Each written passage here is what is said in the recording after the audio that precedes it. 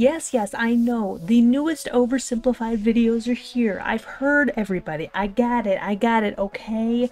I get it. Can we move on now? Can we actually watch this? I know.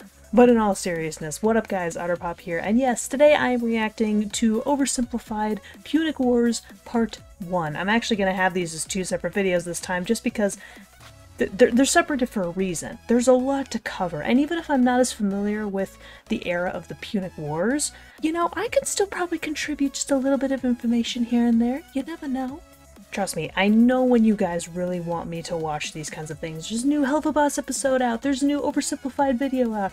Trust me, I know, but I have a crap ton of projects, and there's kind of a certain order that I have to do them in now. It largely depends on what patrons choose for, you know, the monthly rotations for videos, so this is the month. People wanted April to be the month for, you know, YouTube animations and stuff like that, which Oversimplified just happens to be, so sometimes these reactions will come pretty late, or just general content. Speaking of which, I don't normally do this early, but consider checking out my Patreon, because not only are patrons now basically in charge of what happens in the monthly rotations, they get to choose what games I publish, you know, specific Patreon reactions, specific types of art videos, you know, all that good jazz. But yeah, not only are patrons getting to choose that stuff, but patrons get a whole bunch of other benefits too. Early access to all my videos, exclusive access to Hunter's comic pages and in progress, you know, in-depth information, stuff like that. South Park episodes as well. I mean, I'm in the middle of season 13 right now.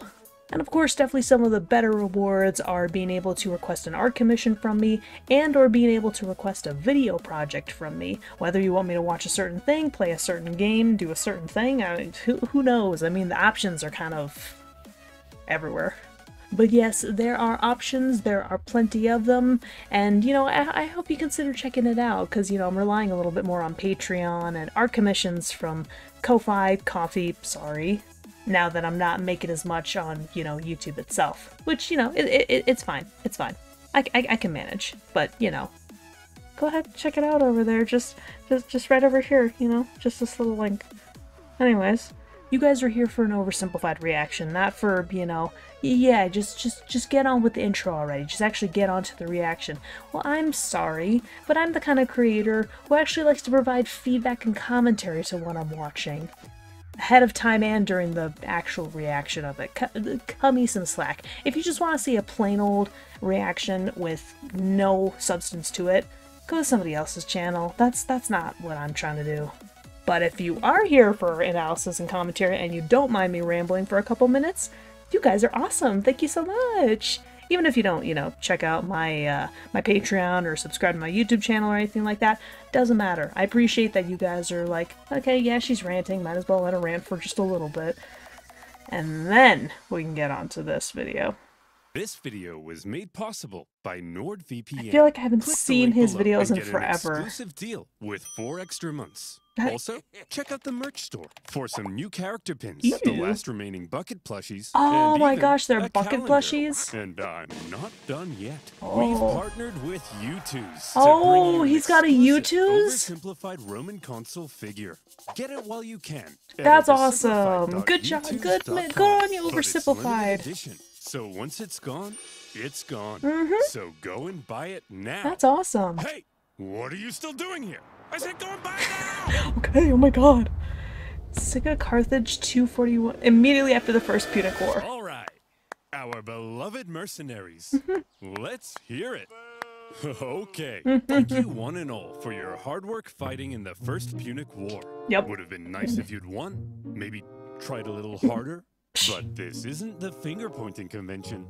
I know you all have one thing on your minds. Hey, when are we all getting paid? Never. Remember you lost your... Okay. Jim, why don't you tell them? I'm not telling them, you tell them. Ugh. Look, you're not getting paid. We lost the first Punic War and owe the Romans a ton of reparations. Of course we can't pay you in full.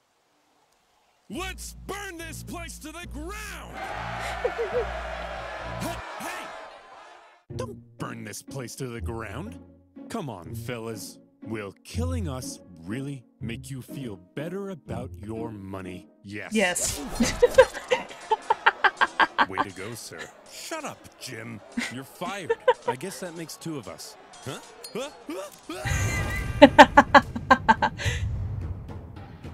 Oh man, his humor is still freaking on point. It's absolutely fantastic. Yeah, I feel like I haven't seen an oversimplified video in forever. Not even a rewatch. I mean, there was definitely a long period of time where, you know, if I was in the mood, I would just rewatch some of his old videos, especially even like the old World War videos.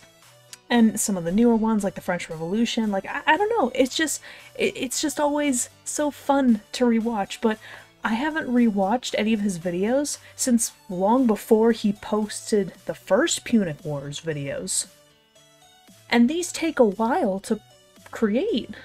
So I'll be honest, I'm a little rusty on the first Punic War. Again, as much as I love various elements of history, the Punic Wars covers an era of time that I'm not really familiar with. You know, I mean, the Punic Wars, the Crusades, and I know those are 2 completely different time periods, but I'm just saying, those are the kinds of things I'm a little bit less familiar with. So I'm gonna be a little bit rusty here, but hopefully he'll be able to give a short overview about kind of what happened in the first Punic War, or at least make allusions to the first.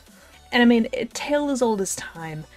If you work for something, whether it's, you know, for tanning something, or making clothes, or fighting in a war, you expect to get paid for your hard work. And if you don't, there's gonna be riots. This is not the first time this has happened, and it won't be the last. So, are you really surprised that people decided to riot once they found out that they weren't gonna get paid? Even after losing the... I mean, it's not much different from France and Germany, and I'm talking about 2 completely different time periods. Like, you know, France with the French Revolution, or no, before the French Revolution. They helped America. Okay, actually, now that I think about it, that's not exactly the same thing. But it is with Germany. I mean, I mean, their economy started to tank after, you know, World War I happened. I don't think really after World War II happened. That was a little bit different. Ignore my example with France. I'm trying to make connections that don't actually exist because I'm misconstruing information in my head. I apologize. Look at those anger faces. In the aftermath of the First Punic War, Carthage's disgruntled mercenaries, left unpaid for all their hard work, revolted, and Carthage found itself caught up in an extremely destructive mercenary war.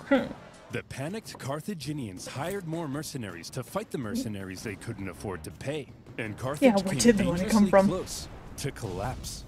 All the while, across the water, there was Rome. Ha! Look at those morons. We just kicked their ass in the First Punic War, and now their own mercenaries are revolting. Yep. Yeah. Wait, First Punic War? You mean there's going to be a second one? Yup. Well, we're definitely taking advantage of this situation. So almost certainly, yes. The Romans did, in fact, take advantage of the situation. Of course they did. Amongst the chaos, rebels on the Carthaginian island of Sardinia sent out a cry for help to Rome. Hot diggity dog, said the Romans. That's free real estate. And so in it's free real estate. Went. Whoa, whoa, whoa. That's our island. Get the hell off. Hey, they requested our help. We're simply helping. Oh, no, you don't. Look, we're sending our own army to deal with the rebels, okay? But just to be clear, we're not trying to start a fight with you, so, you know, don't declare war on us or anything. War! We surrender! And as part of the peace treaty, we get to keep these islands. The Carthaginians were hopping mad. Well, yeah, understandably so. Loss in the First Punic War wasn't bad enough. The Romans now took advantage of their mercenary problem and stole their islands.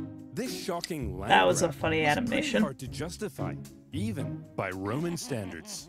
Additionally, the Romans now wanted to rub it in their faces. Even more money on top of what was already owed. If Rome was trying to make Carthage as mad as possible, they succeeded. A fantastic job. The seeds of a second Punic War were being sown. Oh yeah. And they were being watered with Carthaginian tears. Resentment in Carthage only continued to grow. Eventually, Carthage solved their mercenary problem thanks to Carthaginian military genius and hero of the First Punic War, Hamilcar Barca. He sorted those naughty mercenaries out with some good old-fashioned atrocities, and the destructive mercenary war was over. Still, all was not well in Carthage. Mere decades ago, they were the top dogs in the Western Mediterranean. Now, after the crushing defeat in the First Punic War. Okay, I apologize. I'm gonna have to rewind a little bit because I missed a bit of that. No, I recognize the background music. I've used it with some of my own like forensic related videos because, you know, it's a bit more ominous and tense. I don't know. I just really like it. But yeah, Hamilcar is a name that is not familiar to me at all. Like, there are some cases where, you know, you give me a name of an individual, and I'll be thinking to myself, okay, that sounds vaguely familiar, just vaguely. But you tell me Hamilcar, and, you know, I don't recognize it at all. Doesn't sound familiar in the slightest. It's kind of interesting how, in my history class, we went over lots of bits of history. I think we barely made it to the Industrial Revolution for my first world history class. I don't ever recall covering the Punic Wars. And I wonder if that's because it was they're lesser known events, or the teacher was just trying to get through some material. Something along those lines. But yeah, stuff about the Punic Wars, Hamilcar. Okay, the Punic Wars I've heard of at least. But the name Hamilcar does not ring a bell. For a moment I thought he was going to say Hannibal, and I'm like, wait, no, that was the last war. I mean, thank goodness, because there was definitely a big mercenary problem that needed to be solved, and, you know, Carthaginians got their entire island taken away. Things are not looking very good for them. Hamilcar Barca. He sorted those naughty mercenaries out with some good old-fashioned atrocities. And the destructive mercenary war was over. Still, all was not well in Carthage. Well, no. Mere decades ago, they were the top dogs in the Western Mediterranean. Now, after the crushing defeat in the First Punic War and a huge bill to pay the Romans, Carthage was well and truly under Rome's thumb.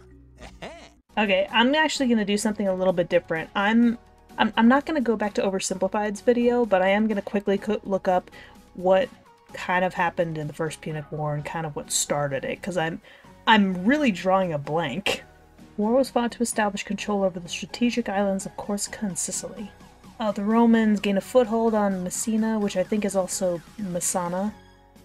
Messina? Wait, is it? Okay, hold up. Messina or Messana? I forget which the modern day version is, because it's slightly different.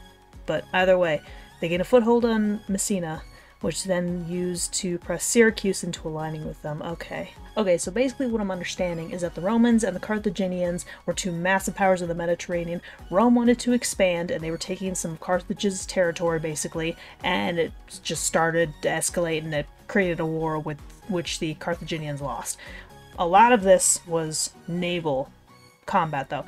That part I remember. I remember there being a lot of naval combat. This was probably the first major encounter, major incident in, I almost said U.S. history, in world history, where most of the battles were primarily fought on the sea, I believe. Okay, I think more or less I'm back up to speed. I'll probably rewatch Oversimplified's First Punic Wars videos at some point. And probably at some point I'll be rewatching both of these Punic War, or all four of these Punic War videos, probably before the third one comes out, just to make sure that I'm caught up again so I don't have this issue again. Got it. Now, after the crushing defeat in the First Punic War and a huge bill to pay the Romans, Carthage was well and truly under Rome's thumb. What on earth were they supposed to do? If they wanted any launch another chance at Punic War. regaining their former strength, there was one thing they needed now, more than anything. Money. Money. But as long as they owed Rome $1 bazillion, there was nothing they could do. Fortunately for them, amongst their ranks, there was one big hunk of a man with one big clump of a brain. Me, Hamilcar Barca. Yes. Wait, why do you all have the exact same voice? I have it too. That's right. Hero of the First Punic War, greatest general alive, and the poster above my bed. Hamilcar Barca had an idea. All right. Face reveal, nice. Money? Well, I've got one word for you. Spain.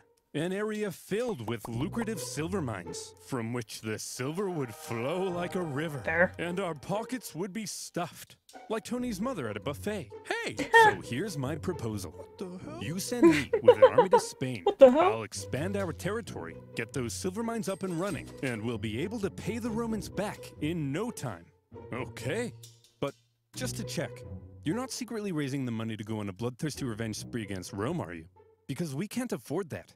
Hanno, my dear, I'm simply going to pay them back. Oh, he pissed.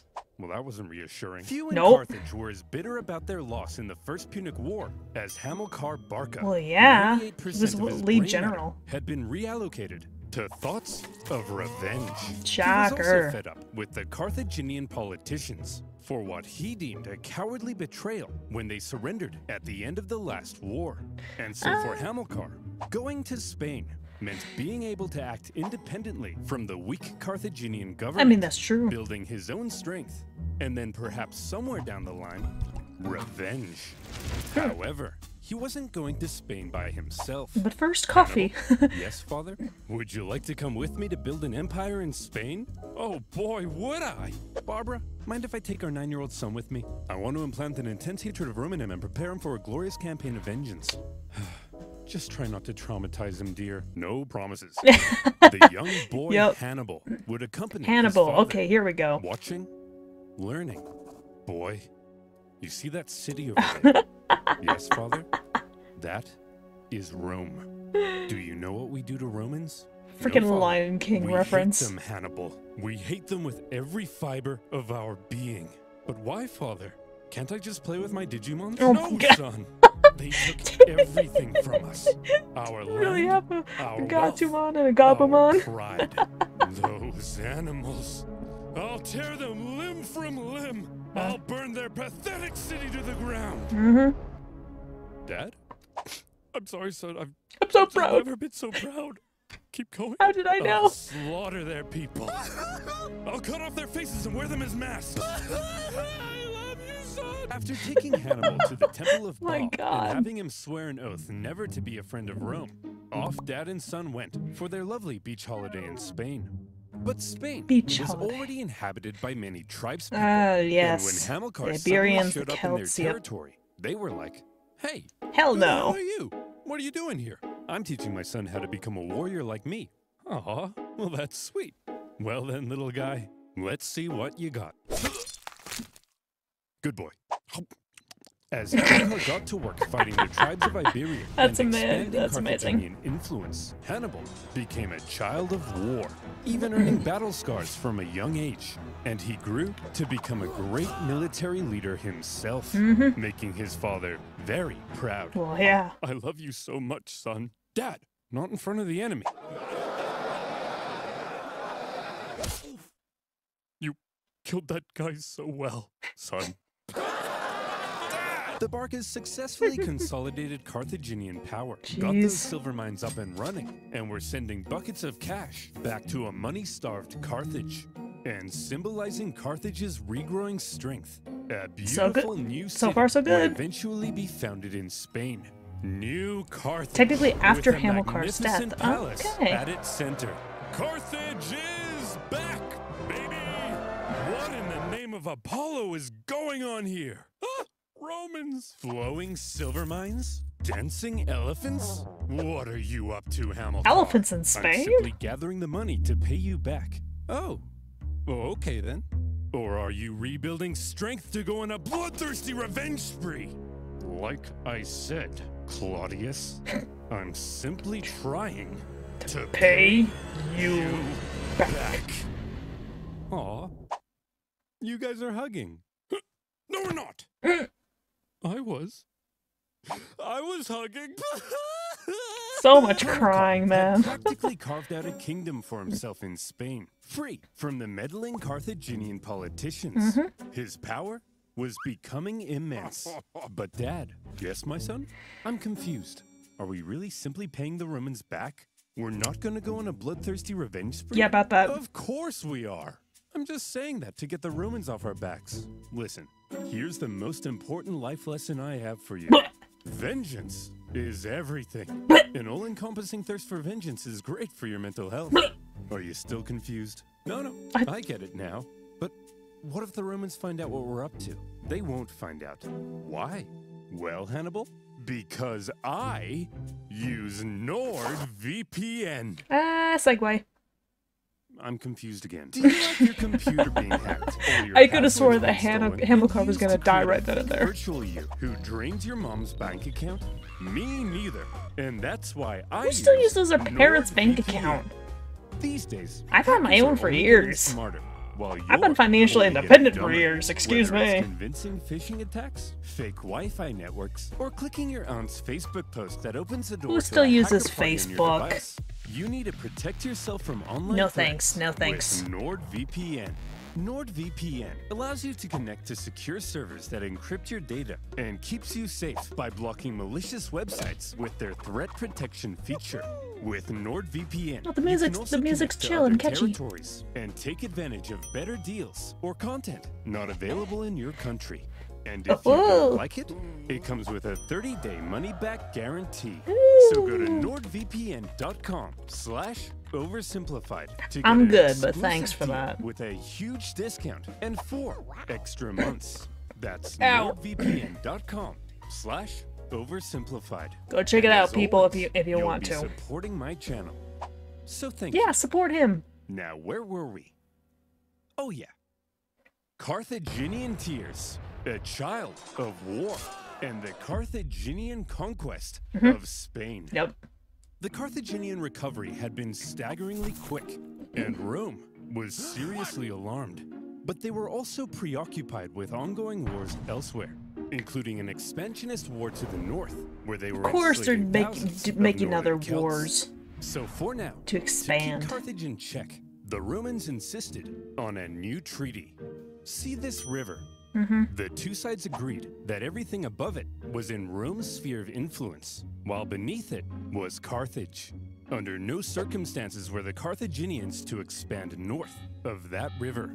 But for now, Hamilcar and son were living it up. Well, son, here's to many more years of successful campaigning in Spain. Now, if you'll excuse me, I just have to go fight those guys. See you later, son. I love you. What the? Oh, crap. I drowned? Oh, well. Always remember, son. You are vengeance. 2 Lion King references in one video. Also, delete my browsing history. That's not a Hamilcar Barca coincidence. was tragically ambushed at a river and drowned. His son-in-law, and possibly also his lover, no further questions, took charge for a while. But he too was later assassinated, leaving finally a 26-year-old Hannibal in charge of the 26 is Carthaginian not armies in bad. Spain. Could be worse. Sources say the men readily accepted him as their leader.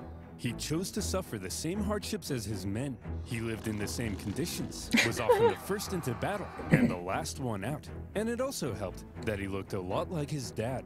He had the total respect of his men. If he said jump, they said how high. If he said tuck me in, they said how tight. He said talk to a girl without peeing your pants. They said that's impossible. Nobody can do that. An army that would follow him anywhere would be crucial Blueprint for exacting revenge. his vengeance against Rome. Loyalty's important. Hannibal's army had become a strong and loyal fighting force, and that was making a certain nation very uncomfortable. See, that's the thing about great military leaders of the past, whether they had good morals or not, or whether their morals were a little bit more gray. Great military leaders have a very commanding presence, and they build loyalty from their own soldiers and their own army. This is especially true of commanders who participate above and beyond with their soldiers, kind of like it seems that Hannibal did. But for great military leaders, even the really nasty, bad ones who would plunder and pillage everything, if they commanded a strong, loyal force that respected them in numerous ways, that was a huge advantage that you had. I mean, imagine having an entire army of 1 million people who support, respect, and adore you. Huge advantage, because then you're more motivated to get stronger, to make your commander proud. And that in turn breeds a very strong fighting force. And it also helps that, you know, you have an old man who is very well respected too, so you do similar stuff or even better stuff, you're going to get well respected as well. And I suppose another important point to mention as well, that you garner loyalty through respect, not fear, because that will yield much more significant positive results from an army that you have command over. Remember, respect, not fear. Just as we should be treating all human beings. Unless they're majorly assholes, then there's a little bit of a gray area. An army that would follow him anywhere would be crucial for exacting his vengeance against Rome. Hannibal's army had become a strong and loyal fighting force. Get swole, brother. My God. A certain nation very uncomfortable. Seeing Carthage re-strengthen so quickly was not something Rome had expected. No. Yet here they were, paying off their debts and expanding their territory. It didn't feel very much like Carthage was under Rome's thumb at all, and Rome not so much. wanted to put an end to it. Tensions were strung tighter than your liar's G-string, and all it would take was one incident to trigger all-out war. Oh boy, what And happened? in 219 What BC, happened? a city in Spain would find itself at the very center of that fateful incident. Saguntum. Saguntum? Remember that treaty declaring everything south of this river to be Carthage's sphere of influence? Yep. Well, Saguntum should therefore obviously be Carthaginian, right? Wrong! Saguntum had actually scored itself an informal alliance with Rome after Rome had helped it with an internal dispute. With Carthaginian encroachment, Saguntum began to fear for its independence, and Rome declared itself Saguntum's protector. But this clearly went against the Ebro River Treaty. So what on earth was Rome doing? Were the Saguntines and the Romans truly just BFFs? It's possible. Or was Rome deliberately trying to interfere with Hannibal's Spanish expansion and maintain a staging post for a future war with Carthage? So much crime. More likely. And Hannibal certainly viewed this Rome-Saguntum alliance as an outrage. Yet another example of Roman arrogance. At first, he left Saguntum alone. But having learnt from his father to hate all things Roman, and having inherited his father's dream of bringing Rome to its knees more and more, Hannibal may have begun to see Saguntum as an opportunity. Could this controversial alliance be just what devilish little Hannibal needed to kickstart a second war with Rome? What an animation shift. Carthaginian dominance. It's even possible that Rome were also using Saguntum to goad Hannibal into a fight, so they could go and kick him out of Spain. And as the two giants began gearing up for round two, the poor people of Saguntum had no idea that they were about to be crushed in the collision. Yep. Hey, your alliance with Saguntum is an insult, and we won't stand for it. They're our friends, Hannibal, and if you lay a finger on them, it'll be an act of war. Yeah, Hannibal, back the hell off. War, eh? I was thinking I might just besiege their city and massacre their people. I hope you do, Hannibal. Find out what happens. Yeah, we hope you do, Hannibal. Wait, what? Maybe I will. Go ahead. Kill them all. Okay then. Fine. Okay, guess I'll do just that. Consul? We look forward to it. Consul? You're gonna protect us though, right, Consul? Consul! Oh no! To top it all off, when the Saguntine people made the genius decision of raiding into Carthaginian territory, enough was enough. In an action that Oh was boy. guaranteed to provoke the Romans into war. Hannibal besieged the city. The siege of Saguntum lasted 8 cruel months before Oh, Hannibal damn. broke through the city defenses 8 and turned months? Saguntum Holy crap. into a killing field. It was a massacre. What the hell? Tell me I didn't just catch you massacring our friends, the Sugantes. Well, Consul, if you like the Sugantes so much, perhaps you should suck on these nuts. No, no, he didn't. Oversimplified, During the attack no. on Saguntum, Rome was understandably in an uproar, and all eyes were now fixated on what would happen next. Yep. As Rome sent a delegation to Carthage, led by one of the most highly esteemed Roman boy. senators, Fabius Maximus. He demanded an answer for Hannibal's sins. All right, listen up, scum. You've got a rogue general in Spain attacking a Roman ally. Woohoo. What are we supposed to do about it? Well, there shouldn't have even been a Roman ally in Spain. You're the aggressor here. Hand Hannibal over to us as a criminal so we can punish him severely. No. Yes. No. Yes. No. Look, I hold in the Damn, folds alright. of my toga both peace and war. Which one should I let drop? Whichever one you want. And he really... Then I choose. Wow. The Second Punic War That was had begun. damn oversimplified. Pack it up, boys. We've got them. We already destroyed these clowns once, and we were They the might stand a better chance underdogs. now, though. Now we're the overdogs? Hot dogs. Exactly. This is gonna be Hot dog. Here's the plan. Consul Longus, you take your army and sail straight for Carthage. Burn that city to the ground. And Consul Scipio, you just head on over to Iberia and make sure this Hannibal guy doesn't do anything crazy. I mean, what's he gonna do? Cross the Alps? We're going to what? Cross the Alps. We're going to what? I just told you, Hannibal will freeze to death. Trust me, Jerome. The Romans are expecting us to fight the same way we did last time, passively, taking no initiative. They think it's gonna be easy. So this I mean, time, fair. we have to be aggressive. We have to go on the attack. It sickens me to say this. How are you but gonna get over the this Alps, time, though? We have to be a little more Roman.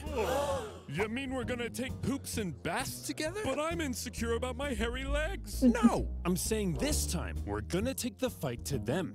Think about it. Rome thinks they're simply going to invade us and win the war. So when they suddenly find themselves being invaded from the north, they'll freak out. Like Tony's mother when the buffet runs out of shrimp. Hey, I got to admit, it's actually kind of genius. Yeah. And my hairy legs will insulate me from the cold. That's the spirit. Hannibal, you have my sword. And my And mine. spear. And my legs. Ugh. Did Oversimplified really just put 2 Lion King and a Lord of the Rings reference in this? You have my sword. You have my bow. And my axe. Oh man, that is amazing.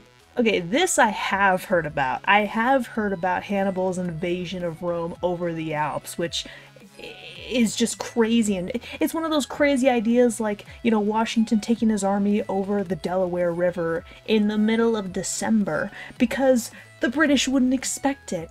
And the Romans wouldn't expect this because the Alps could be a little bit treacherous. Here's the problem.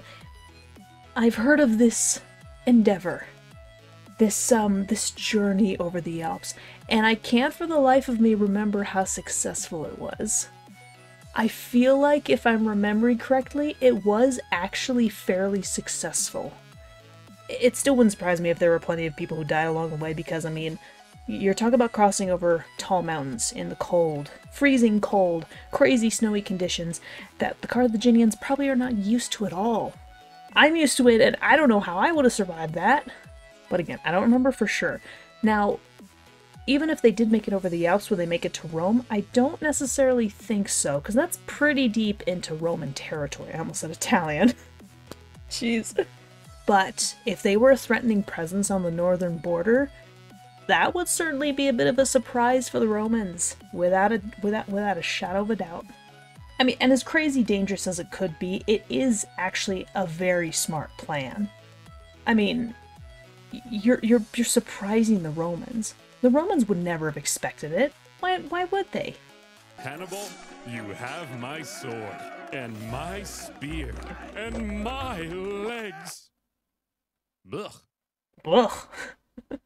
Hannibal's plan, a daring alpine trek to surprise the Romans, was a bold but risky strategy.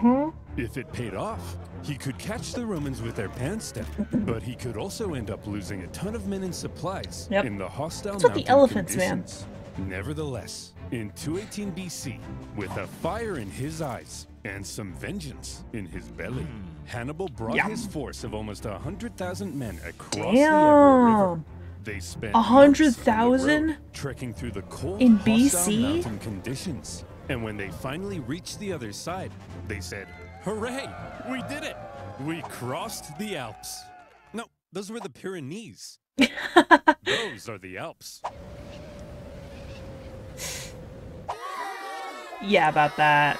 After crossing the Pyrenees, the army then had to pass through southern Gaul, a vast territory filled with tribespeople, many of whom were hostile to Hannibal's presence. His journey to the Alps was an ordeal in itself, as he was forced to fight his way through and incurred pretty hefty losses What's with before the even elephants? reaching the mountains. Really? His plan was almost stopped in its tracks entirely, as the Roman consul Scipio, on his way to Iberia, discovered Hannibal was right on his doorstep. Suddenly, Hannibal's journey became a race as he rushed to get his massive army across the vast Rhone River before the Romans could intercept him. The crossing was chaotic, with the panicking elephants causing several men to drown. And the first combat of the war occurred when small scouting parties from each side encountered one another. When Scipio finally caught up to Hannibal's position, what he found was an empty Carthaginian camp. Hannibal had slipped through his fingers. Damn. The Roman consul Scipio felt the weight of the situation. Quite unbelievably, Hannibal was going to cross the Alps into Italy, and the Romans had no idea where he would emerge. For the first time, a Carthaginian force had the Roman homeland under threat. Scipio sent his men onto Iberia as planned, but he himself rushed home to raise a new army so that if Hannibal survived the crossing, Scipio would be there, waiting. Would you look at that, boys? We're here, the Alps. Although it is a little later than I expected. Yeah, it's kind of chilly. Autumn, huh? We'll set up camp boy. here and wait for spring, right? It's way too cold, right? No. Hannibal? Yeah, no. Hannibal's famous crossing of the Alps was brutal. It was already autumn, and the men suffered terribly. It was cold. Men would fall off the sides of icy cliffs. They starved. They fell off the sides of icy cliffs. Some sources say they had to eat their pack animals and would finish off dying comrades in order to take their clothes for extra warmth. And then they would fall off the sides of icy cliffs. Imagine an army of 50,000 men with all of their horses, supplies, and 37 elephants trying to navigate the most hostile mountain range in Europe. Where the frick did the elephants come from? And it wasn't just nature that they were up against. Tribespeople lived in the mountains, and they couldn't believe what they were seeing. A tribe approached Hannibal and said, "Hey man, geez, that's some nice armor. What is that, gold? Man, I'd really like that armor. Hey boss, they've got food as well. Shut up, be cool. Hey, why don't you let us guide you through this narrow gorge? We're not gonna kill you or nothing. Just walk right on through there. We're not gonna kill you. It's just right this way." We're not gonna kill you. Hannibal's army were forced to fight their way through the gorge as massive boulders rained down on them from above. Some clever reorganization of his line helped them survive, and they were able to fend off the opportunistic tribes. But losses from the constant attacks were heavy.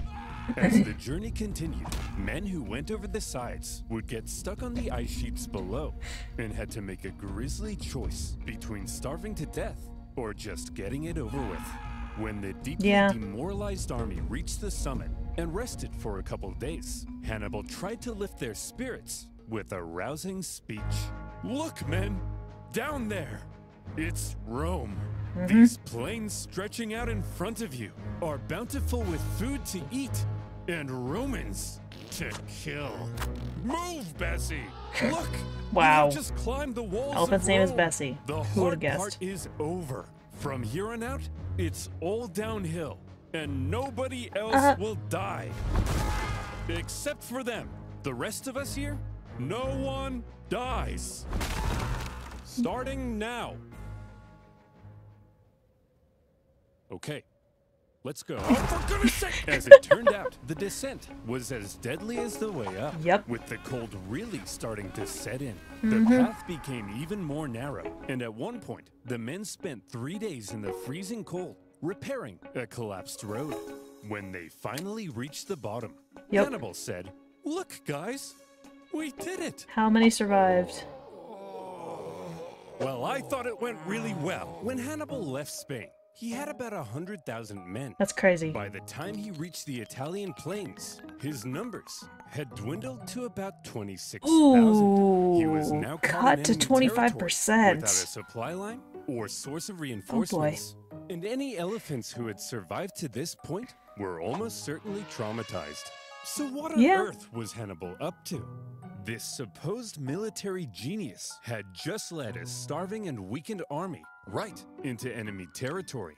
He's a Any modern military general leader, who lost so... half their men to mountains would be immediately fired and possibly even depantsed on live TV. Right. Here's the thing. While Hannibal may not have planned on losing quite so many men, he had almost certainly expected considerable losses, and he always had a plan for how to replace them. Oh? Need men? Northern Italy was full of men. Big, burly Celtic men. All the men Hannibal would ever need to beat off Rome.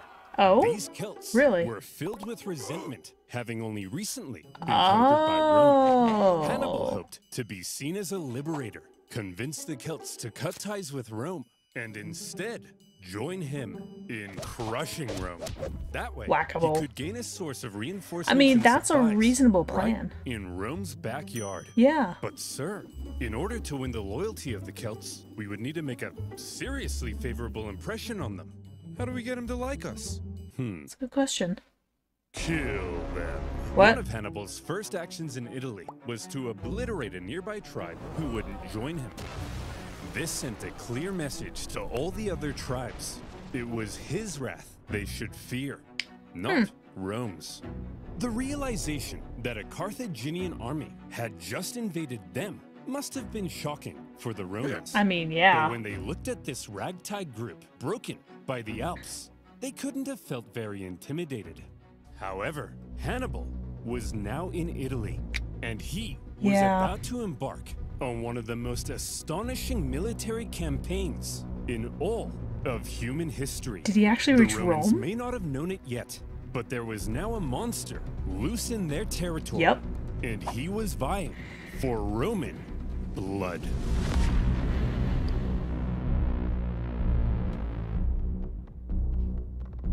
Great music choice, by the way.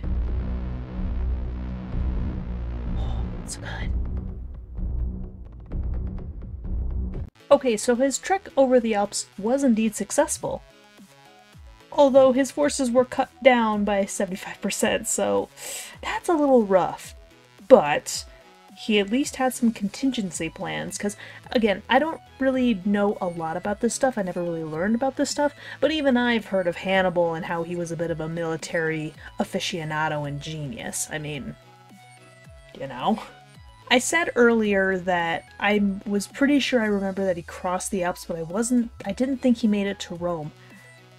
But if he did make it to Rome, even if it might not have been successful, that's impressive. I mean, and to gather forces from the Roman Empire's own backyard too, in the form of, you know, the Celts. who did not want their territory overthrown, but it's like, well, you're gonna get your territory overthrown by somebody. Would you rather it be Rome or the Carthaginians? Ooh, that's a rough choice, but gotta admit that's impressive. Okay, seriously though, where the hell did he get the elephants from? I mean, I know that there are elephants in Africa, but not that far north in Africa, where the Carthaginian Empire is. So where the hell did the elephants come from? Because as far as I know, there were not any elephants in Europe. I don't know. Maybe I'm missing something, but ooh, this is good. This was very good. Oversimplified, you've done it yet again. It's interesting how a lot of the humor that his typical style of humor, most of it was kind of up front, with a little bit in the middle and a little bit less towards the end, because now, I mean, to be fair, the last 5 to 10 minutes was about the journey over the Alps, which did involve a lot of death and accidents, obviously so. I mean, from falling off of cliffs to getting ambushed to, you know, starving or freezing to death. I mean, there's so many ways that you could die up in the mountains like this. And frankly, it's not much different in the Rockies. I mean, just look at the gold rush in the 1800s. You got tons of people in, like, you know, wagons and caravans and whatnot trying to cross over the Rocky Mountains just to get to, you know, Oregon or California, because, you know, there's freaking gold. Except the Rockies can be a little bit treacherous, especially during that time period. And that was during the 1800s, when they did have, you know, wagons and, you know, better ways of, you know, keeping provisions, where they were able, well, okay, to be fair, thinking about it, some of the technology from the 1800s and even way back during the BC period, some of it could be seen as similar, but still, there were a lot of advancements in transportation and technology by the time of the 1800s. This is still the BC era, 1800 plus years before, and they were able to cross over the Alps. How tall are the Alps? Hang on. Okay, the highest elevation of the Alps is Mont Blanc at about 15,800 feet, or 4,800 meters. And there are 128 peaks higher than 13,000 feet. Got it. The Rockies' highest peak is Mount Elbert in Colorado. I know Mount Elbert, I see it quite often, at 14,440 feet. Rocky Mountains stretch 3,000 miles, or 4,800 kilometers, from New Mexico all the way up to Colorado, through Montana, and Utah, all the way up to like halfway up to Canada. I didn't realize that the Rockies span that far north. I knew that they went pretty far to Canada, but I didn't realize they went that far.